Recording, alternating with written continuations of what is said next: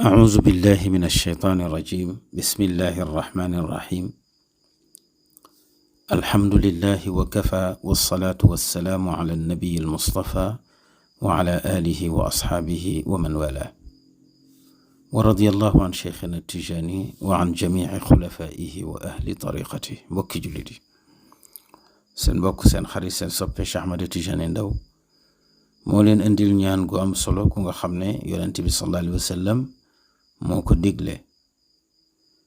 ñaan gi moo di allahumma inni a'udhu bika min adhabi jahannam wa min adhabi alqabr wa min fitnati almahya walmamat wa min fitnati almasih ad-dajjal. allahumma inni a'udhu bika min adhabi jahannam wa min adhabi alqabr wa min fitnati almahya walmamat wa min fitnati almasih ad-dajjal. moom danga koy jàng ci sa taaye bu mujj ci bépp julli. boo ko jàngee ba noppi ci ngay sëlmal ne assalaamu aleykum daal di génn ci julli gi. kon gannaaw boo jàngee attaxiyaatu lillahi ba mu jeex, jàng allahuma salli ala sayidina muhammadin wa ala ali sayidina muhammadin ba mu jeex, ci ngay soog a jàng ñaan gi mu di allahumma inni a'udhu bika min adhabi jahannam wa min adhabi alqabr wa min fitnati almahya walmamat wa min fitnati almasih ad-dajjal. yonent bi nee na bu kenn ci yéen dee taayam bu mujj na muslu ci yàlla musal ko ci ñeent. yàlla musal ko ci mbugalu safaraw jahannam ndax dafa metti. yàlla musal ko ci mbugalum safara ndax ku ne xam na ne safara tàng na, metti na, yàgg na. waaw bi ko ñaareel yàlla musal ko ci mbugalum bàmmeel tëraay ba yàgg na, kon bu ñu ci dee mbugal itam dafay metti. yàlla musal ko itam ci fitnay dund ak dee, ndax dund bi lépp fitna la. daw dépense fitna la, yar sa njaboot fitna la, takk jabar fitna la, tabarakallahu. say dëkkandoo fitna la ñuy doon ci yow, tabarakallahu. angoisse yi, problème yi, njàqare yi yépp a ngi fi di fitna. bu la ci yàlla musalee rek sa dund mën na barkeel.